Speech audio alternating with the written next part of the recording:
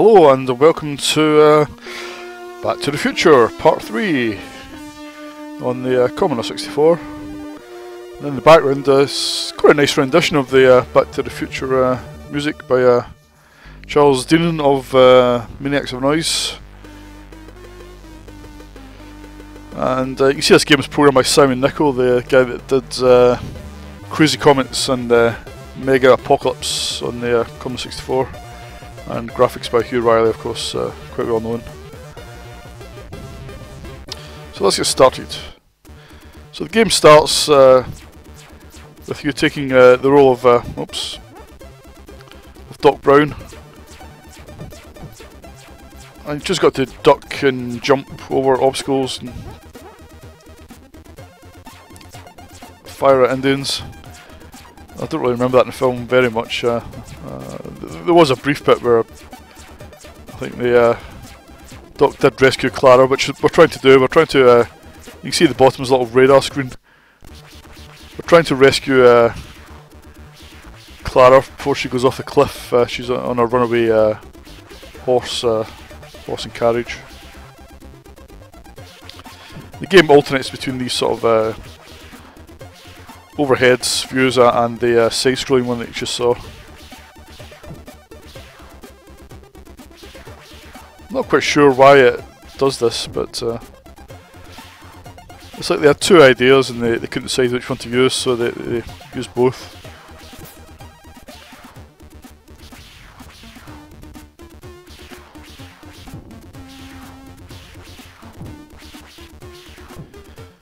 The graphics are pretty good, I think, and the music is quite well done, and there's some sound effects as well that are okay. Gameplay is a little on the tough side, actually. You can see it under constant bombardment, but the 2D view is actually not too hard, but this view is quite tough. You don't really get enough warning of what's coming to be able to jump over everything, so that's game over. Yeah, you don't really get enough warning, but graphically very smart, and the parallax scrolling is nice.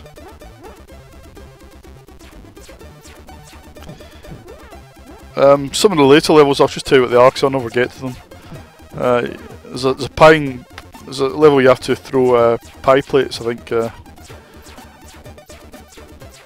And there's a sort of duck shoot level,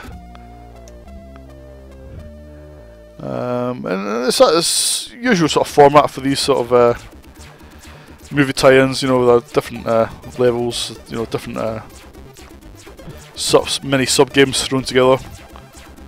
So it's, even though this isn't an ocean game, it does follow the usual sort of pattern they used to have.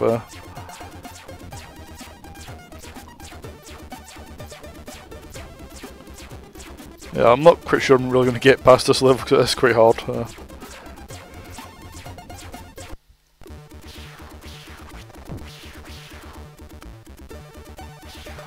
And if you look at the radar screen at the bottom, there's a long way to go for a complete level.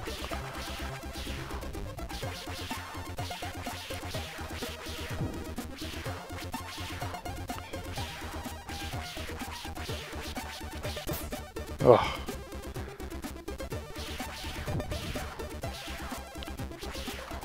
I think you only get 3 lives, really.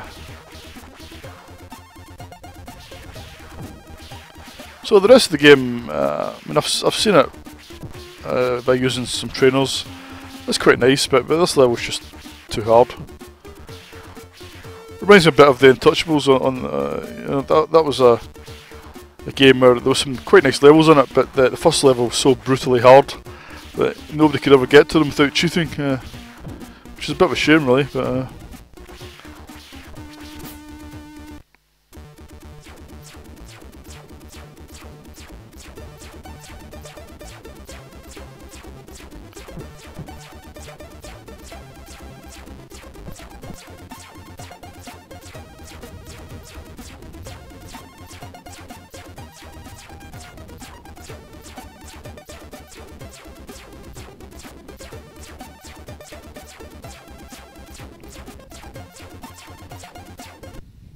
Oh. Thought I was actually making some real progress there, but so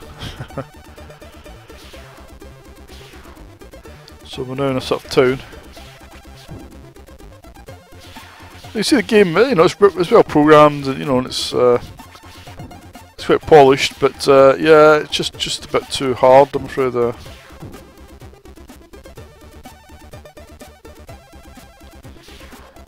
This, you know, I've reviewed a few games recently that are too hard. And it makes me, you know, sound like I'm a really rubbish games player, but I'm perfectly average games player. You know, I'm not rubbish at these games by any means, but they're just too hard. I mean, you'd have to be a real expert, I think, to make good progress on them.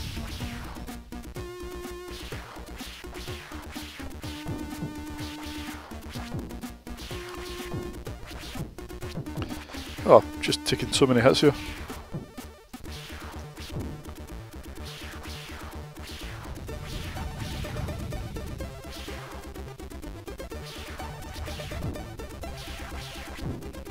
This might be the first I've ever got, I think, without using any trainers.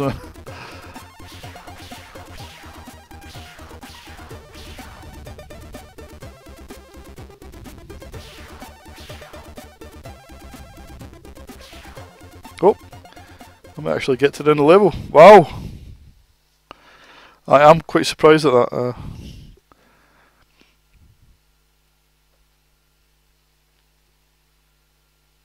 And there's the inevitable multi-loads. The game has a multi-load, I'm afraid. I'll speed up a bit.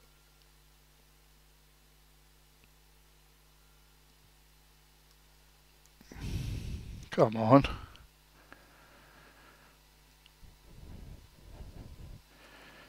No, I think the game might have crashed. Well, that's a bit of a shame. Never mind, I was hoping to see the next level. But right, well, that's Back to the Future Part 3 for you. Yeah, I don't think it's all that great, to be honest. I'll give it 5.5 out of 10. Very, very average game with nothing really special in it at all. And it's too hard. So yeah, 5.5 out of 10 for Back to the Future Part 3. See you in the next video.